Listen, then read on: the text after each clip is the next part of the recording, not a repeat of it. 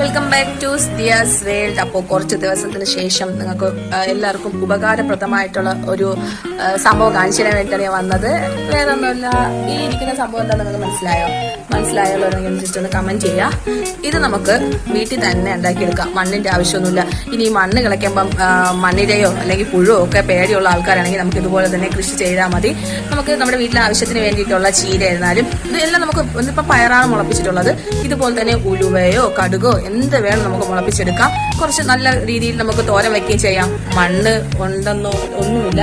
ഇതിപ്പോ ഞാൻ നട്ടിരിക്കുന്നത് ടിഷ്യൂ പേപ്പറിലാണ് നട്ടിട്ടുള്ളത്. നമുക്ക് ന്യൂസ് പേപ്പറിലായിരുന്നാലും മതി. ന്യൂസ് പേപ്പർ കുഞ്ഞായിട്ട് പിച്ചിട്ടിട്ട് അതിനെ കുറച്ച് വെള്ളമൊക്കെ ഒഴിച്ചൊന്ന് കുതിർത്തെടുത്താൽ മതി. അതുപോലെ പയറ് തലേദിവസം വെള്ളത്തിൽ നിന്ന് കുതിർത്തെടുക്കുക. അതിനുശേഷം നമ്മൾ ഈ കുതിർത്ത് വെച്ചിരിക്കുന്ന പേപ്പറിലോട്ട് വാരി വിതറുക. ഒരു പേപ്പർ മീതെ ജസ്റ്റ് ഒന്ന് മൂടി വെച്ച് വെള്ളം തളിച്ചു കൊടുക്കുക. അപ്പോൾ പിറ്റേന്നാകുമ്പോഴത്തേക്ക് നമ്മുടെ പയറ് കുട്ടന്മാരൊക്കെ മുള വന്ന് തുടങ്ങും.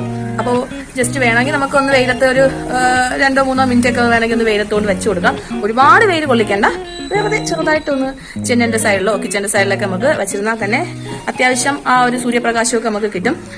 അപ്പോ ഇതുപോലെ എല്ലാവരും ഒന്ന് ട്രൈ ചെയ്ത് നോക്കുക. ഇഷ്ടമായ ലൈക്ക് ചെയ്യുക, ഷെയർ ചെയ്യുക, സബ്സ്ക്രൈബ് ചെയ്ത് സപ്പോർട്ട് ചെയ്യുക. ബൈ.